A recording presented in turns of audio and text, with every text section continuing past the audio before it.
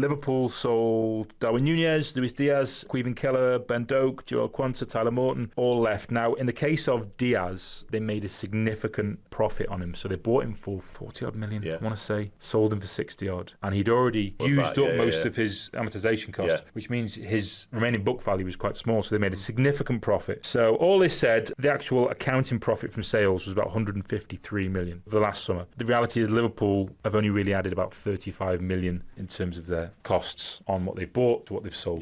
So they don't have PSR concerns. They were already well above the PSR threshold before all this, to the tune of more than 200 million. We know how this goes. FSG don't tend to take things to the very limit. There will always be an acceptable buffer of what they do. So the reason they did a lot of player trading last summer was in order to facilitate this. But that money from last summer only comes in that period. Macy more exits. Obviously, Harvey Elliott was pegged for next summer. That doesn't look like it's going to happen because there seems reluctance on Villa's part to play him any more times that would trigger that happening. The difficulty in that for Liverpool is I think his value is now decreased fairly significantly because he's had effectively a year. He's going to have a season where he's not been playing. He's too good for that to happen, really. So I don't think they'll have any concerns like that. I think if their players are going out, it will be because they've hit like a high watermark in terms of their value, and value versus how much they'll play in the next few years will be assessed. But Liverpool got the ability to spend